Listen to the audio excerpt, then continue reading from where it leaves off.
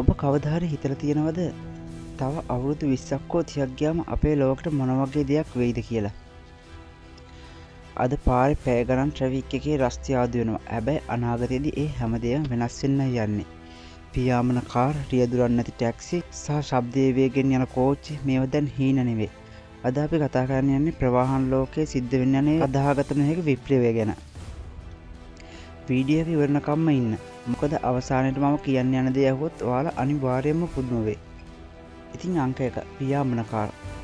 දැන් චීනය සහ ඩුබායි වගේ රටවල් වල මේ පියාඹන කාර් පරීක්ෂණ මට්ටමින් පාවිච්චි කරන්න පටන් අරන් ඉවරයි. මේවට කියන්නේ ඉන්ටෝල් කියලා. මේවා වැඩ කරන්නේ බැටරි බලයෙන්. ඒ කියන්නේ පරිසරය දූෂණයකුත් නැහැ. හිතන්නකො ඔයාට වැඩට යන්න ඕන නම් පාරේ ට්‍රැෆික් එක අස්සේ ඉන්නේ නැතුව තනිව අහසට පියාඹලා විනාඩි 5න් යන්න පුළුවන් වුණොත් මේ තාක්ෂණ නිසා අනාගතයේදී පාරවල් කියන දේ සම්පූර්ණයෙන්ම නැති වෙලා යන්න ඉඩ තියෙනවා.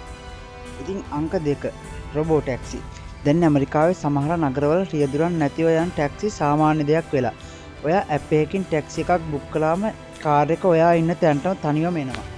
ඔයාට තියෙන්නේ පස්සේ සීට් එකට වෙලා සුව පහසුවට ගමන යන්න විතරයි. විද්‍යාඥයන් කියන්නේ මිනිස්සු අතින් වෙන වැරදි වලට වඩා රොබෝ අතින් වෙන වැරදි 90%කින් අඩුයි කියලා. ඒ කියන්නේ අනාගතයේදී රියානතුරු කියන දේ ඉතිහාසයට විතරක්ම සීමා වෙයි. අංක 3 හයිපර් ලූප්.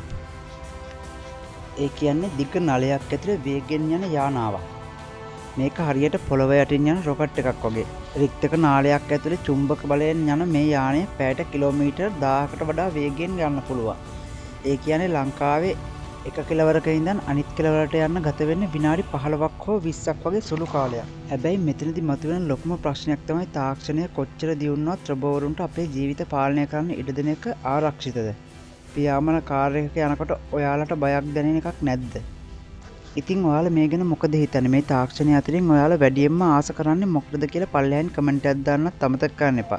ඒ වගේම වීඩියෝ එක වටිනවා කියලා හිතනවා නම් ලයික් එකක් දාලා ඕගොල්ලෝගේ යාළුවන්ට බලන්න ෂෙයා කරන්න. මේ වගේ ලෝකේ අලුත්ම තොරතුරු සහ තාක්ෂණික රහස් දැනගන්න අපේ channel එක subscribe කරලා bell icon එක all කරලා තියාගන්න. එහෙනම් තවත් මෙවැනි විදම හිතන වීඩියෝ එකකින් ඉක්මනින් හමුවෙමු. හැමෝටම සුබ දවසක්.